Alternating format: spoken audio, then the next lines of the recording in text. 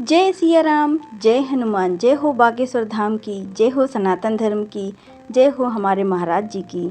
आइए सुनते हैं आज की कथा का वर्णन। सत योजन तई आनन कीना, उसने 100 योजन का मुख किया।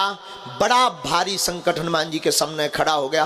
वैसे हनुमान जी का नाम संकट मोचन है, लेकिन हनुमान जी ने दुनिया के लिए एक सूत्र यहाँ पर छोड़ दिया। देखने वालों का नजरिया होना चाहिए। हनुमान जी ने कह दिया, आपके सामने भी जब हमारे जैसा भारी संकट आ जावे 100 योजन जैसा, तब तुम उसका सामना करने के लिए लड़ने मत तैयार हो जाना, छोटे बन जाना, वो संकट अपने आप निकल जाएगा। लघुता से प्रभुता हो जाएगी। बोध में जियो। इसलिए मेरे पागलों, आज के सूत्र में हमने तुमको कहा है कि क्रोध में नहीं, बोध में जियो।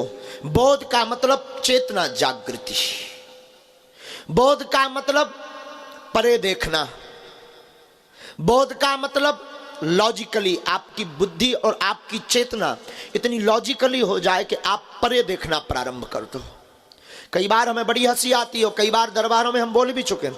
हमारे पास व्यक्ति आता है तो उसकी मन की कल्पना होती है कि हम जाएंगे तो ये हमारे बाप का नाम बता देंगे, हमारे परदादा का नाम बता देंगे, हमारी मन की बातें बता देते हैं देंगे।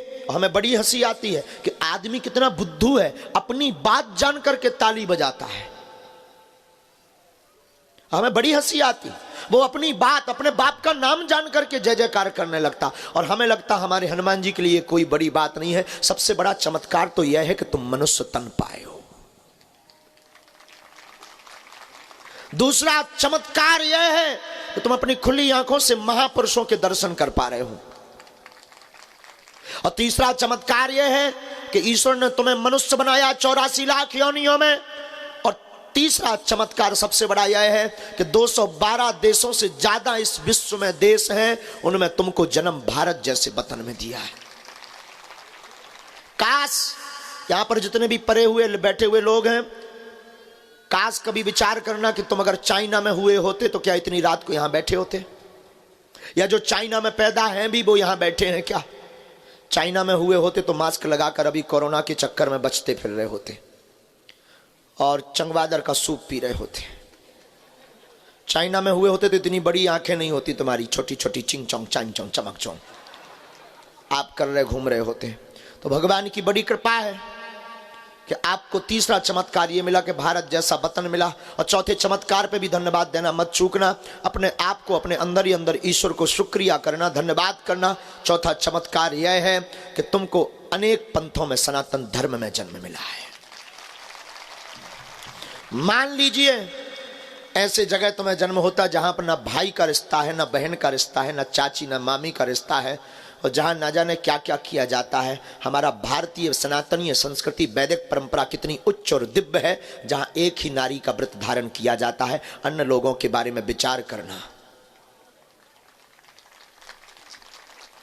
हम आपको आज के सूत्र में कहेंगे, क्रोध में नहीं, बोध में जियो। बोध में जीना प्रारंभ करो। बोध का मतलब है प्रभाव में तुम बहुत जीते हो। हम लोग भी इतने टेम्परेरी लोग हो गए हैं, बहुत ही समय बदलू लोग हो गए हैं। पुराने जमाने में किसी फिल्मी दुनिया वालों ने गीत बनाया था, मौसम की तरह तुम भी बदल तो न जाओगे। और वैसे ये बात कोई बड़ी बात नहीं है, और ये बदल रहा है। रोज इंसान गिरगिट जैसे रंग बदलता है। कोई बहुत बड़ा अमीर आदमी आ जाता है तो घर में स्वागत की टेबल अलग होती है, उसकी टेबल पर होते हैं काजू मखाने, बहुत बड़ी अच्छी अच्छी डिश। कोई नॉर्मल टाइप का आदमी आता है तो बिस्कुट और नमकीन में ही उसको निकाल दिया जाता है। और कोई बहुत छोटा आदमी आता है तो सिर्फ चाय के लिए पूछा जाता है।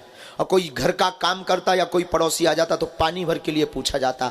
और यहाँ तक कि हमने देखा है कोई रोज मिलने वाला आता है तो पानी तक को नहीं पूछा जाता है। इसलिए वो गीत बहुत सिद्ध होता है, मौसम की तरह तुम भी बदल तो न जाओगे।